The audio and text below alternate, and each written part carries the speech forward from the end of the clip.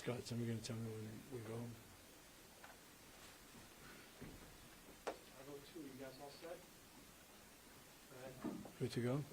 All right, well, good afternoon, everybody, and I appreciate you being here. It's the most serious matter. I want to start off by saying that my heart, our hearts, go out to all the people in Waianae for what's happened this past week. Suffice to say, you'll hear it over and over again.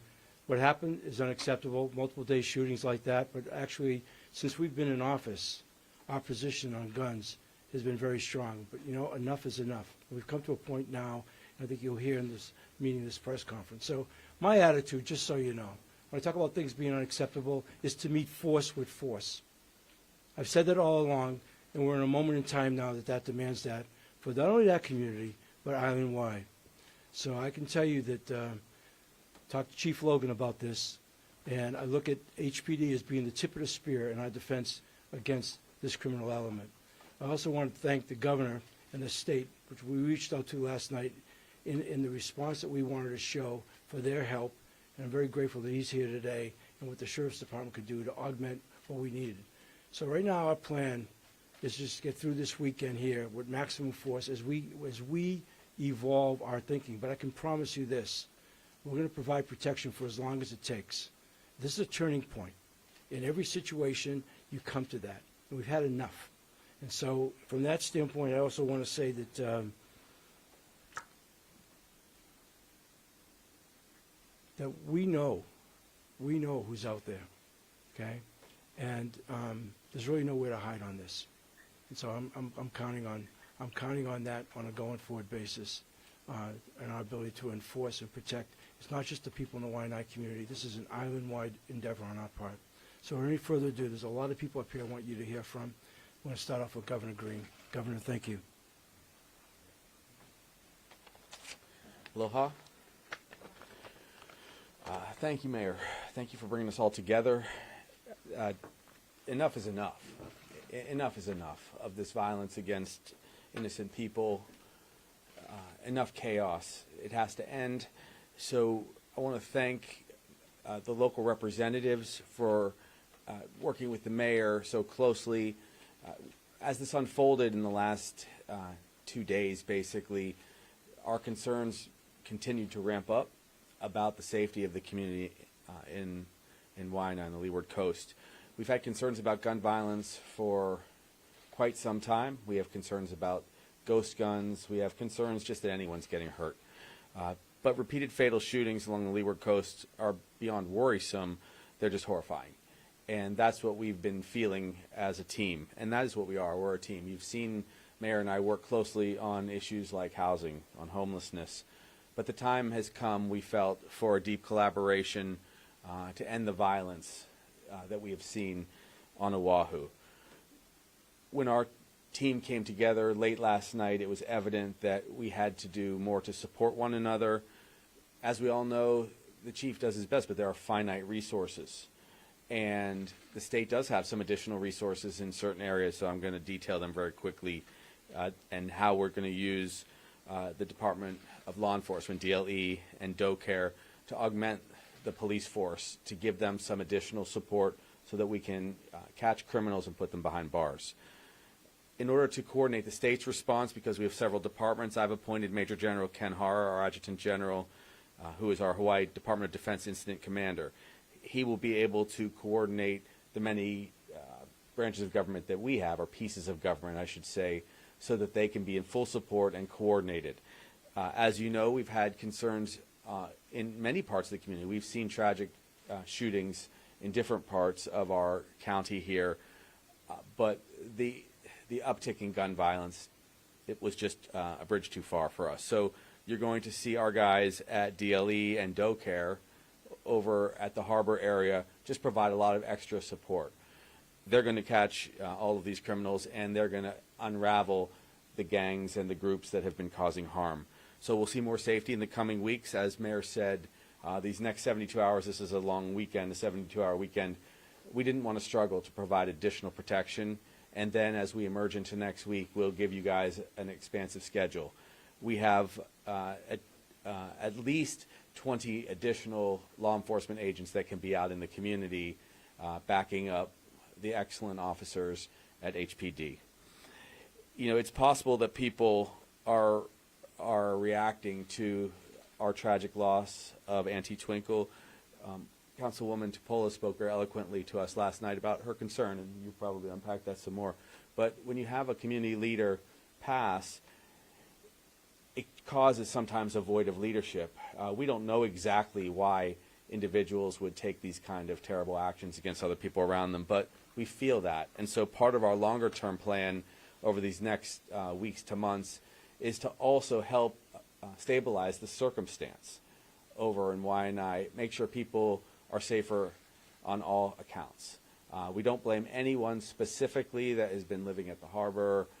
We just want the community to be safe. So the long and short of this is we're going to ask community members to help us, but we're going to go there to support them with this extra law enforcement. And so you can expect a deep partnership, as I've always had with Mayor Blangiardi, who I'm just so honored to work with.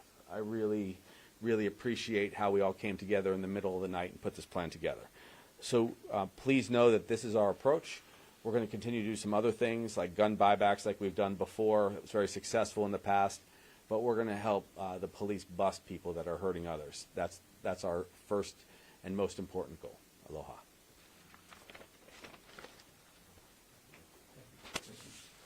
Thank you, Governor. Look, I would say, again, our cooperation, our collaboration brings a lot of resource to this situation. And so our front line at the same time is HPD. As I said, that's the tip of the spear. So I want to bring up Chief Logan now, but I want to say I have every confidence in our police department to be able to handle this matter. So with that, Chief, where are you? Hello, good afternoon. The Honolulu Police Department is very concerned about all the individuals that live in the Waianae, Nanakuli, Maile area, and really of the city and county at large. But more importantly, we're focused on the Waianae area today. And so all of those citizens that might be a little concerned, a little afraid tonight, or over the last few months based on the level of violence that's been out there, the Honolulu Police Department is increasing or providing additional resources to the command that's out there to provide additional resources in the areas of patrol and in plainclothes operations that are going on. We'll be working with our federal, state partners in law enforcement to saturate the areas, to patrol the areas in greater numbers, and to be a visible presence all throughout. We continue to work through this. Very grateful for the governor and his leadership providing state resources to handle some of the state properties that are out there that the Honolulu Police Department just doesn't have enough resources to manage. So great opportunity for that. Thank the mayor for providing additional resources for us as far as the police department and moving forward to work with our federal and state partners. And so this is a great collaboration. We will continue to do this into the foreseeable future, but we'll be combining resources within the Honolulu Police Department, both on the patrol and administrative side, to combat this and to reduce the violent crime that's ongoing out there. Thank you. Before I bring up Councilmember Tupola, I want to comment on her leadership, her passion, and her caring.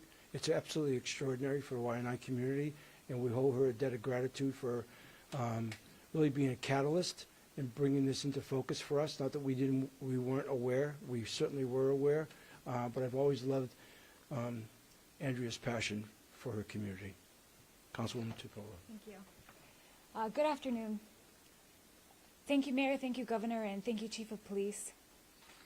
First and foremost, to the community members that were involved or affected, our condolences, our prayers, and our love go out to each and every one of you. First off, with the incident that happened in Kaupuni up in Waianae Valley, I thank those mental health providers, peer support services. Many people emailed me, called me, said that they are offering services to everyone in that area to help them, whether it's counseling or talking or needing resources. So thank you for being there for them. Secondly, just to be clear, the second shooting was not in the harbor, but it was in the Uluwehi area. And specifically the reason why we are adding extra enforcement and support in the harbor, because it's become a hot spot. It's become a holdover area where if things don't get handled, it happens at the boat harbor. And we don't want to see that because it's a public space. It should be safe for families. It should be safe for the public, and it's not. So we thank DLE, we thank DoCare, we thank the governor for stepping up because we needed that. We needed that help in that area. Last year we had a string of shootings and we did a high enforcement weekend for 3 days. Thank you to Chief Logan and to HPD for doing that for us. But those 3 days, tons of arrests, tons of citations, warrants, felonies, all kinds of people that needed to be taken out of the community. And we're glad that we're going to do it again this weekend. But I'm even more hopeful that Chief Logan is going to work on what this looks like for a sustained period of time. Because if we are getting that many people in 3 days, what is it going to look like in 3 months? What is it going to take to make the community feel safe? Because as Chief Logan said, we're short. So how do we do this? Well, he has to pull resources, and I thank him for that. Officers out of district, reserve officers, crew units, layering this on week after week. So I'm saying this because I know the community is concerned. There are families that are unassociated with any of this that live in Uluvehis that don't feel safe. And they need to know that that increased enforcement is going to be there. And likewise, I will reiterate what Governor said. Those who are in the encampment in the boat harbor are not affiliated. They were not part of this, and they are not affiliated with it. However, because the harbor has become a hot spot, we are all working in a collaborative effort with Pu'uhonua Wai'anae to try to expedite what can happen with those individuals up to the land that Twinkles, who started all of this legacy, built, and what we need to finish. We think that it would be for the safety and the betterment of everyone in that area. I thank everyone who's here today, and I especially thank the community members that have worked on the Neighborhood Security Watch, that have tried their best on their own to do what they can in their own streets, in their own communities. But you know what? We want you to be safe. And Chief Logan and HPD are the tip of the spear, and they are going to roll it out. And Gov and the state agencies are going to roll it out for our community. But we are having a community meeting next week in Wai'anae, and I'll let the other elected officials share more details. But we want it to be youth-centric, a youth-centric crime prevention town hall. We want to hear the voices of our youth. We want to hear what it feels like for them to go to school and see this and talk about this with their friends. We want to know how we can better support them and their families. We will be providing dinner, and we invite the community to come out so that we can hear your voices. We love you, all of the people in Wai'anae, and we're here to support. Thank you. So let me be clear. This is not just a weekend effort on our part. We said enough is enough. We've hit that point. To everything, there's a turning point, okay? So while we have yet to formalize our plan, so to speak, I said earlier, we're going to increase the volume, pump up the volume, if you will, for as long as it lasts. This is a turning point. So with that, I'd like to bring up Representative Cedric Gates. Hello and good afternoon. It's an honor to be here. As you can see behind me, we have a united front on this issue relating to violence and gun violence, specifically on the Wai'anae Coast. As Kikioka Aina o Makaha, I know that the crime that we've seen here is not like before, and the violence is not like before. The access to guns has been the common denominator in a lot of these cases in terms of illegal weapons being utilized in these crimes. And I'm glad to hear that we have the support of the city, state, and federal agencies to really target folks that are distributing these weapons to our youth, because we need to bring them to justice for the many lives that they are costing us by giving these youth weapons to shoot each other. And one of the big things that we're talking amongst the elected officials on the west side is really getting the voices of the youth to the forefront of the discussion to really allow us to understand how we can implement programming, services, and support so that they don't go down this path that we're seeing many of these youth in our community going down. This is somewhat unprecedented to have all three levels of government working in collaboration for a common goal. And that's something that gives me chicken skin, because I know that with all of the hands that are in right now, that we will see the success that we want to see. We will bring a safer community to our community, and we will make sure that the folks that are perpetrating these crimes in our community are brought to justice. And as a legislator, all I can think about is how can we introduce legislation that will increase penalties and increase the severity for these crimes to make sure that it's a bigger deterrent for these youth to act on their instincts of violence. One of the things that we really want to tell our community is that we are here with you. we hear you, and we're showing our support through increased presence in our community, and again, targeting the individuals and organizations that are bringing this chaos. And I appreciate everyone's support. I look forward to the results, having a community meeting to understand the results, because we do want to also be fact-based. And I know a lot of the news media is buzzing about the shootings, but we do want to make sure that we are not over-exaggerating and creating this unsafe space in people's head that they can't walk out of their house anymore. Because we know that a lot of these crimes are also people that are knowing each other, that are related in some type of way.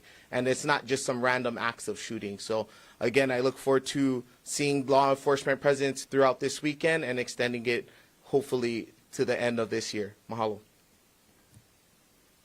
Thank you, Representative Gates. Representative Darius Keeler. Thank you. I want to clarify that I am the neighboring representative for Cedric Gates. So I represent the neighboring communities of Maili, Nanakuli, Honakaihale. And although the shooting didn't directly occur in my district, we do feel the ramifications of what's happening next door. And how are we coming to the table to support these folks? I look to the folks behind me. We have the Nanakuli Neighborhood Security Watch folks who are fully ready to step up to the plate to provide that community support. I want to harper on the fact that some of this work in my time of office is unprecedented, to have both the governor, mayor, and our congressional representative to be on the same page. That last night it wasn't what, if, and, or but. It's just tell us where and tell us when. These folks have availed themselves in a way that I could not thank them enough. But I think we were talking in the room that governor and mayor have been seen on issues for homelessness and housing together. But let it be known for Honolulu and the entire state that this is the first time that you folks will see them coming together to address this issue of crime. I stand full-heartedly behind these folks, leading the charge that we are taking this serious from every effort and measure to pull the levers of severity. I was telling Congressman Tukuda that this is a Washington to Waianae approach, that there is nothing that we're going to leave unturned to draw down what we can to stabilize the community, secure the community, and move the community forward. As we move forward in the next coming weeks, of course, there are after-action plans that are going to ensue, but I couldn't express my gratitude more enough for the leaders that I have the chance to work with. Mayor, Governor, Congressman Tukuda, these folks are going to be at the helm and listening to the community and residents of 96792. So I hope when the community sees this united front, for the first time they can feel that we are listening, we are going to act, and that this is almost at the point where we are fed up. So I couldn't be more proud of the delegation that we get to work together. And all I ask is for the community is to come to the table as well, because some of those answers, solutions, and intel is within this community. We need to decide moving forward, is this what we are going to tolerate? You are not any less to dial 911 and to provide information that you may have. If it is leading to a safer community and you're deemed a snitch, I will always protect the community and be viewed as a snitch as such, because one life saved is worth more than one life that is dead. So I appreciate these folks nonetheless, and please feel my gratitude. And mahalo nui loa to the amazing leaders behind me.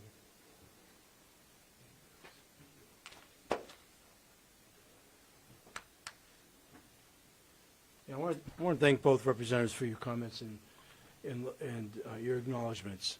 You know, this strength in numbers and this collaboration is by purpose. And when I tell you we're going to meet force with force, it's exactly what we're doing here today.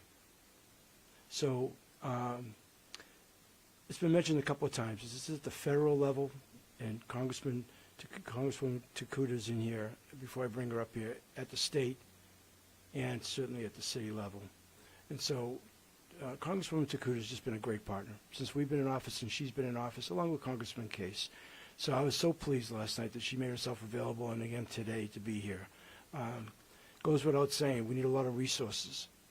This is not going to be easy to do the way we want to do it. And so I look to, as the federal government and Congressman Tukuda, to be a real partner in this going forward.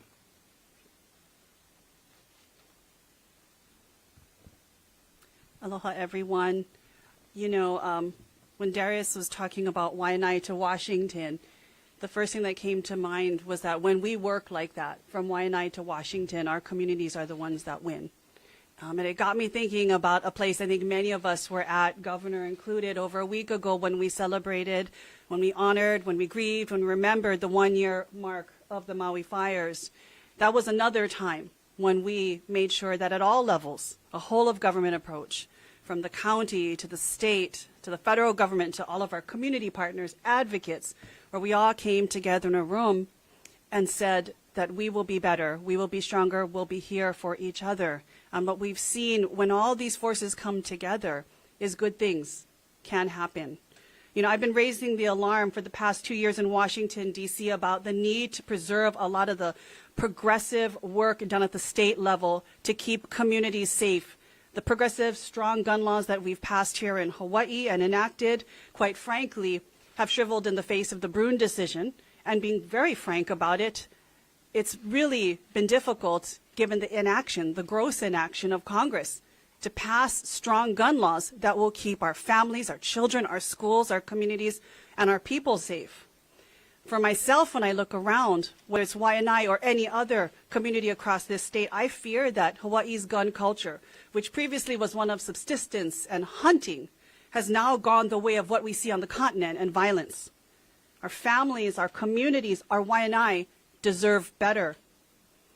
You know, I've been in contact with the White House from this morning, talking to our federal agencies, and whether it's the Office of Gun Violence Prevention or the ATF, we are going to make sure that our state and local and community partners have every bit of federal support that they need to be able to get through this. And as you've heard before, this is not a 1 week, 1 weekend, 1 month, 1 year initiative. This is about how everyone can look out their windows at their children playing at their yards, and they can once again feel safe. That's why this whole of government approach that you see behind me today is absolutely essential. But let me also make one thing very clear. You will have support at all levels of government, from the federal level to the state, to the county, to our community advocates. But at the end of the day, Waianae will make Waianae safe. And we are here, just like we were for Maui. As Lahaina and Maui look to rebuild Lahaina in the vision that they see, we know too it is our job to support our Waianae community to do the same and to make sure that they are the ones at the tip of the spear, making sure their communities, their families, their people feel safe. So mahalo for having me here, and I really look forward to the good work that we have together ahead. Let me just say one last thing to add to the federal, state, and what we're doing at the county level, and that is, and probably the most important resource, is the community itself. I ask all the parents in Waianae and Maili and Nanakuli and the west side and really throughout the island, talk to your kids, okay? Know where they are. I know this has been said over and over again, but I can tell you we've taken a very aggressive stance on gun laws. We've taken a very aggressive stance on other things, but there's some things you can legislate and some things you simply can't, and it's got to come from people. They've got to help us with this, okay? Know where your kids are.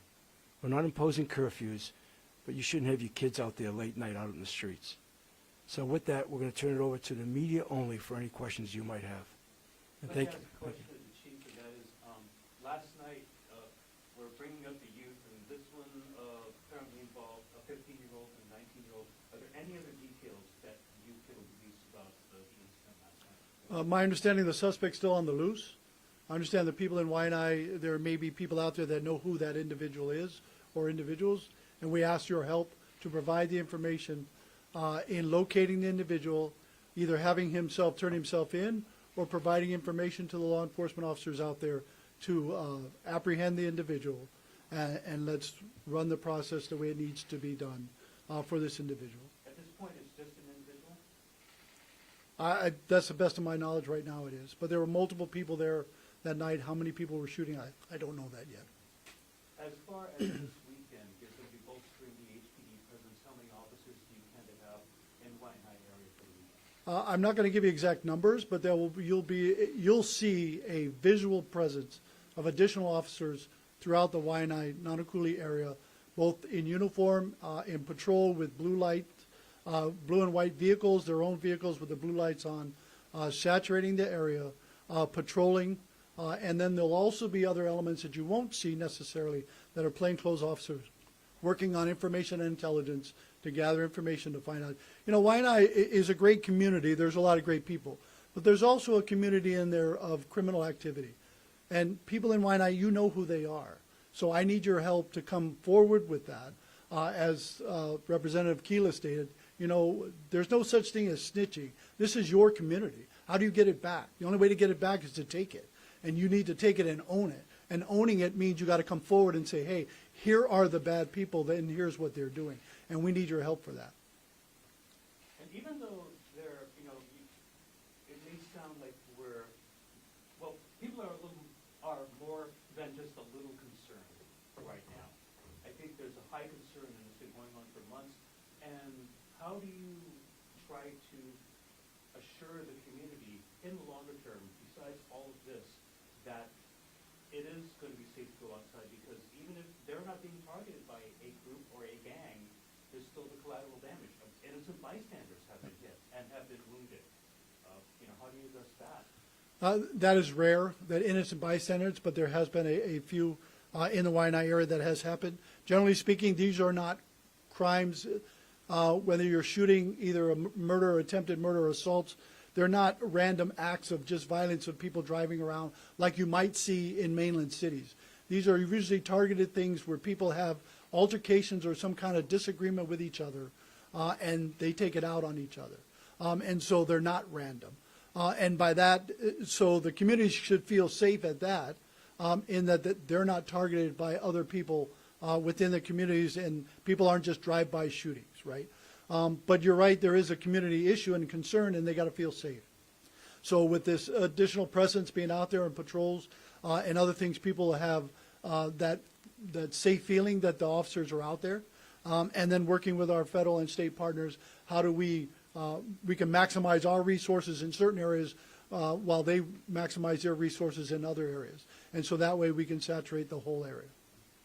This question's for the governor and the mayor. Have you guys considered expanding the safe haven gun zones to the entire Waianae coast, just making it illegal to carry a gun anywhere on the coast, anything like that? Any executive orders?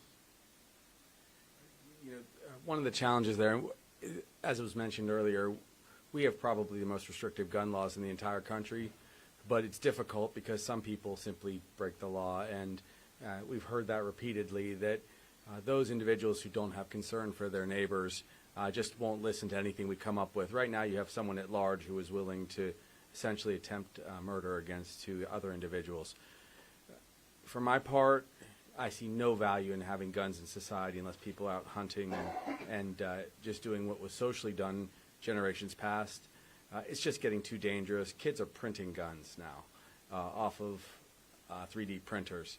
It's very difficult for us to just legislate our way out of it, but we are going to use all the force we've got, as the mayor said.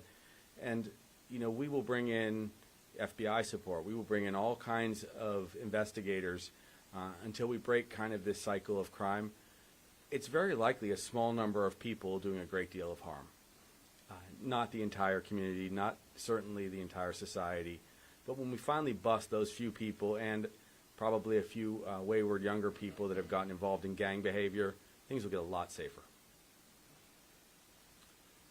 You know, I alluded to it earlier, but we took as aggressive a stance as we possibly could once we got the Supreme Court ruling on guns. We actually took a lot of heat from it, from a very small minority, hoping our intention at that time was to never have a press conference like this or have the events that we just lived through be what they are. And to your point, you know, these events, when they happen, they're unpredictable. And we try to respond accordingly. But, you know, the best way to create calm and trust is through action and deed. So if I were to say anything, and if it hasn't manifested itself up here enough already, is that the bad news for the bad guys is that the stars are aligned right now. We've got favorable legal rulings, but we also have a lot of resource here, unprecedented resource, and how we're going to combine our efforts against this very thing. It will take time. The rest will have to be made. Things will have to happen. But as I said a couple of times today, this is a turning point for us. And we've said no more. And to the best of our ability, even though these are unpredictable events that happen between people who seemingly know each other, we're going to do everything we can to mitigate that. I have a question for probably Mayor.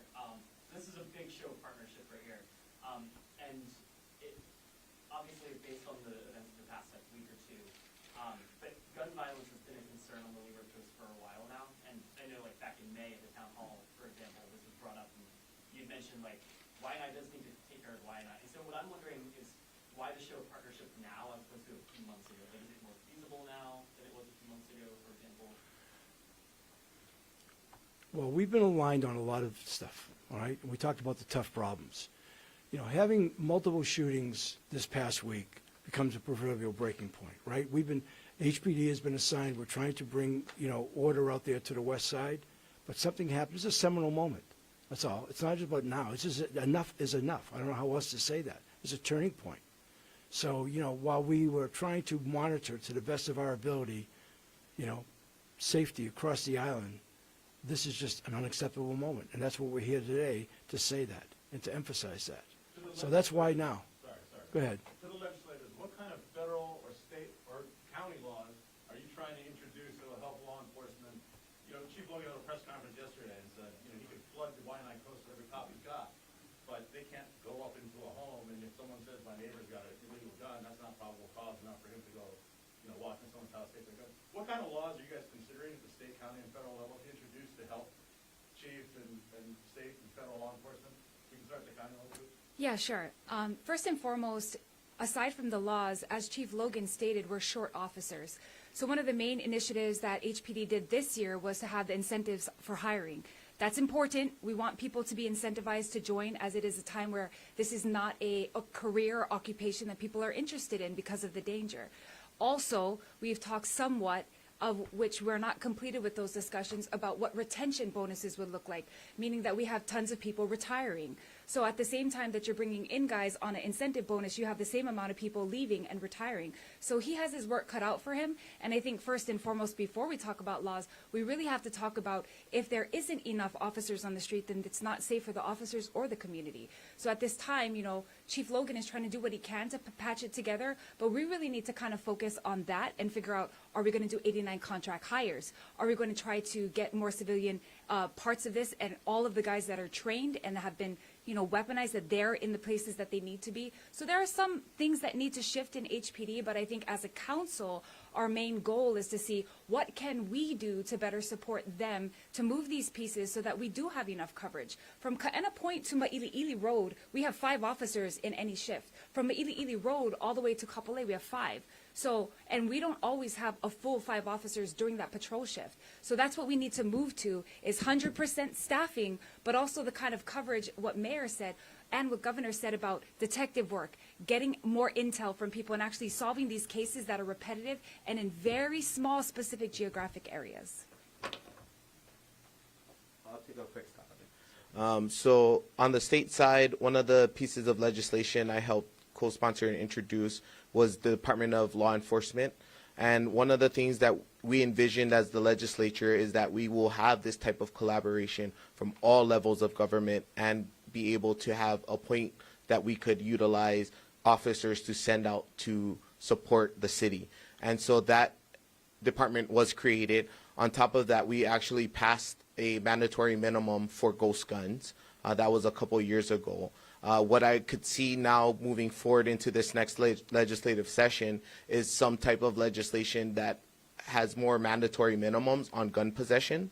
I feel like illegal gun possessions, we can't give it a slap on the wrist anymore. We have to really take it seriously so that no one wants to carry illegal guns because they know that they're going to do 20 years. And I think that's the severity we're at with the type of gun violence we've seen on the Waianae Coast. And I think that's something our community would like to hear, that they won't have to deal with these same perpetrators over and over again, coming out, utilizing weapons to terrorize our community. So that's just some of the ideas. Mahalo. Sure. Just to dovetail on what Councilwoman and Representative said, when we did the gun buyback, and we're going to be doing this more frequently, obviously, we saw a lot of guns that were created, these ghost guns, and we took the liberty of buying them back simply to get them out of the community. That process began when we did have the random shooting that I believe her name is Richiana, forgive me.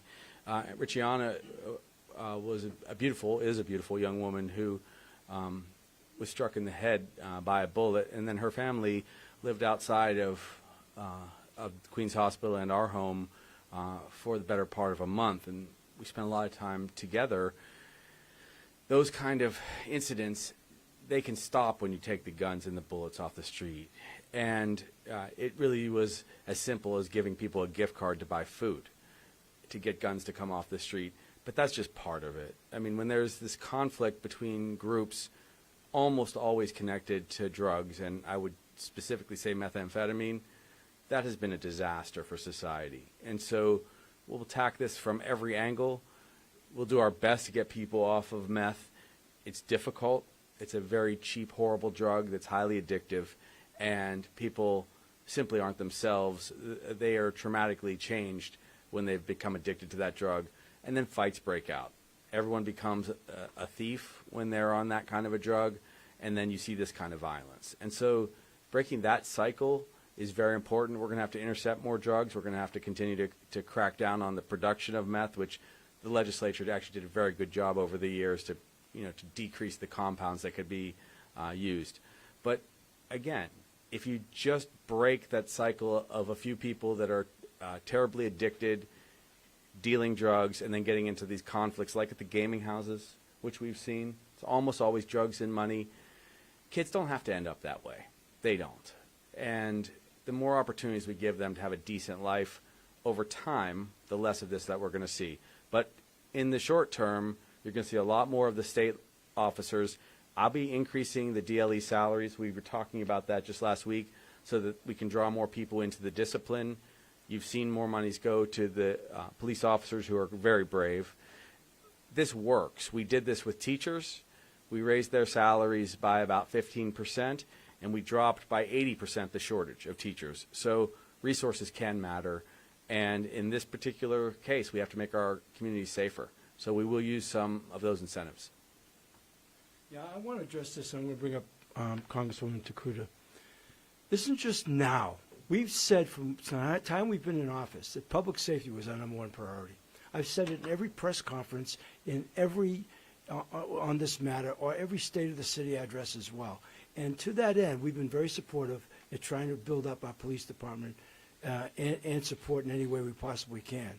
What's happened now, since I used to be on the other side of the coin and covering the stories and paying attention to that, is that, the gun violence, the stories involving gun violence have really increased. And when you have the shootings we had last week, multiple shootings, that's the proverbial enough is enough. Okay, because we've been trying to monitor that and do whatever we can, and certainly arrest.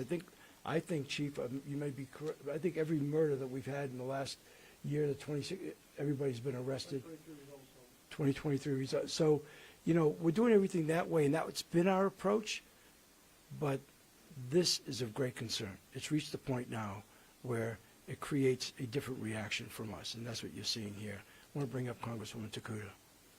Yeah, thank you, Peter, for that question about what kind of legislation we're looking at all levels of government. Obviously, at the federal level, I could get you a whole laundry list of what we're trying to do, but the reality is many of those strong laws exist already in Hawaii in terms of keeping people supposedly safe from gun violence. What really eats at me, though, and you've heard it multiple times here, is a couple of things. One, ghost guns. Ghost guns fly under the radar screen. They fly under all of the strong laws that we have as states, as a country as well, and it hurts our communities.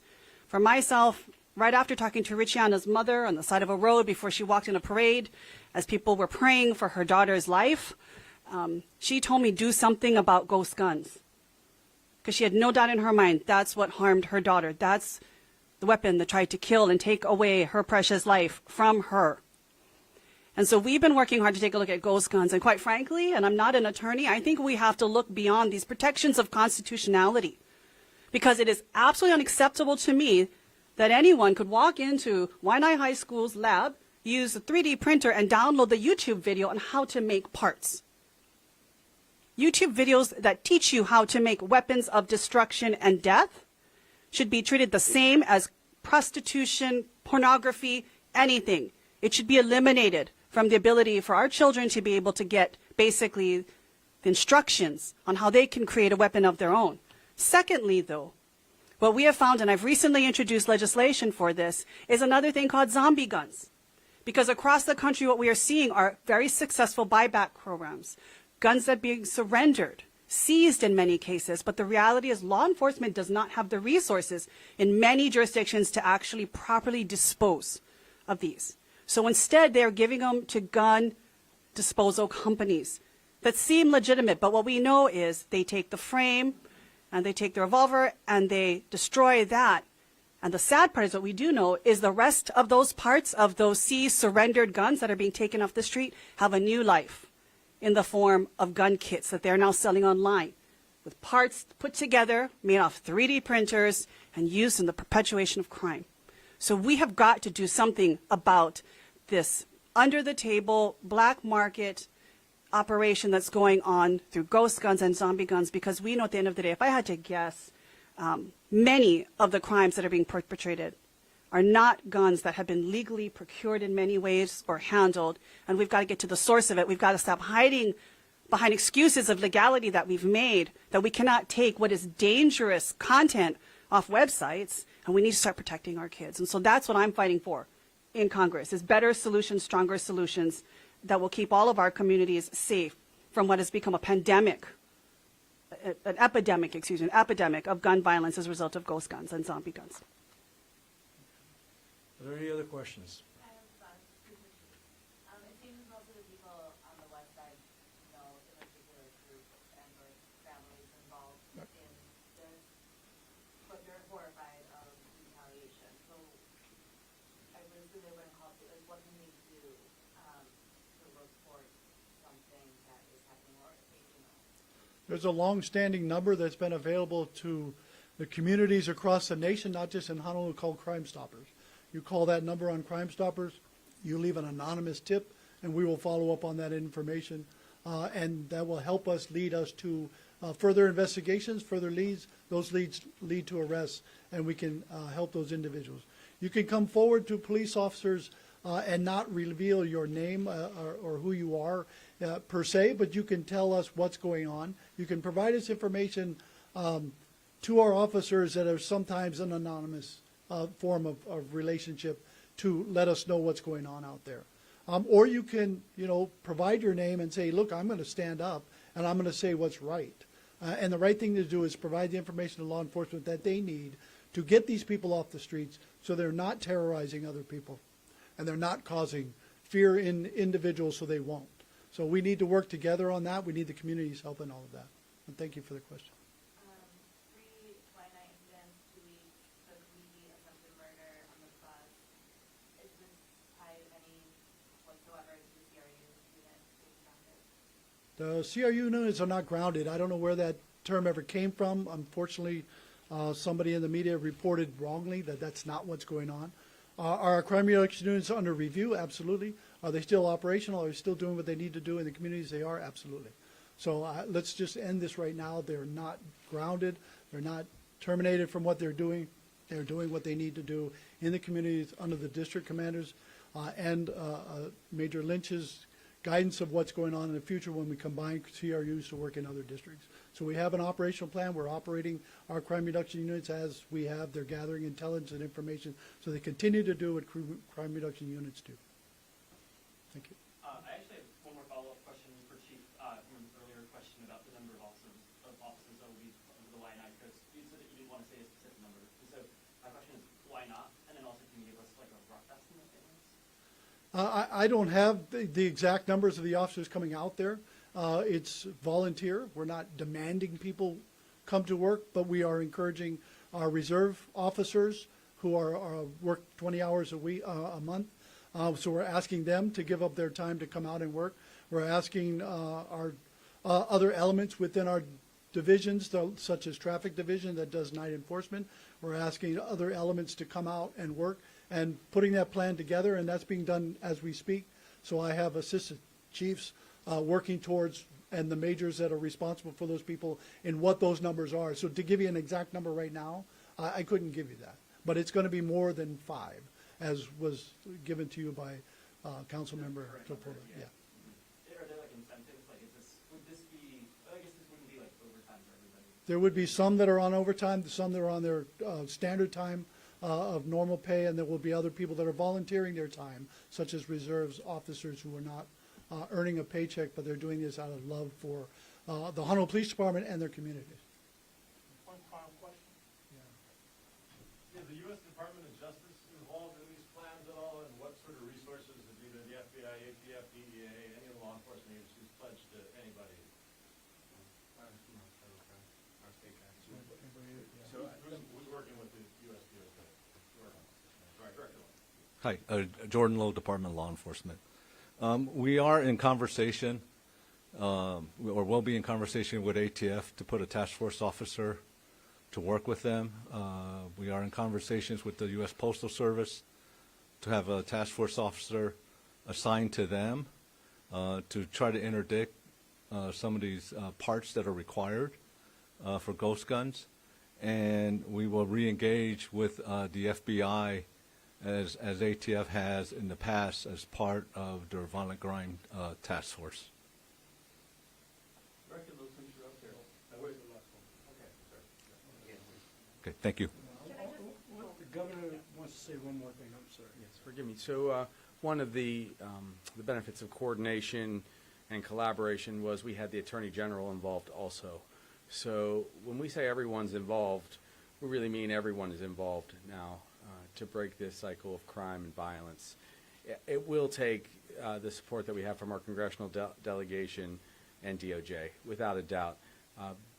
But right now we wanted to really amp up our capacity, and that's why by having DLE find a mission in this space in support of HPD, it will give them a lot more capacity to go and do what they need to do. Meanwhile, we'll make things safer. But I'm going to defer to the mayor to wrap us up. Yeah. Okay, go ahead. Sorry, I'll just be brief. Peter, as I've mentioned earlier, I have spoken to the White House and will be speaking with the Office of Gun Violence Protection. At that time, I've also asked for briefings from ATF in terms of their potential support that they could give to the community, but I wouldn't want to also limit it in terms of who will be involved, because I think at this point, as I mentioned, it is a whole of government approach, and there will be numerous different federal agencies that will come to support our community as they really look at how to take back their community. So we can definitely be in touch as we get a fuller list and profile of the federal participation in this. And so just to your question as well, I said earlier that we really don't have a plan yet. We know what we're putting up here. I think we've stood here for the last 45 minutes in a show of force, if you will. We're going to do, in solving this issue, everything we have to do. And I said we're going to do it for as long as it lasts, and I'm on record of that. And while I can't thank the governor enough for his collaboration support from the state, or for that matter, Congresswoman Takuda, and everything that she said here today, with respect to federal help, or our representatives, or Councilwoman Topola, I'm going to be on record. If we own this, it's a local situation here. The governor has far greater responsibilities with the whole state. We own this. I've said repeatedly, the HPD is the tip of the spear. We will figure this out, and we will act accordingly. But know this, as I said earlier, and I've said it a couple of times today, I believe very deeply we match force with force. And to that end, we will deliver that force. Thank you for being here today.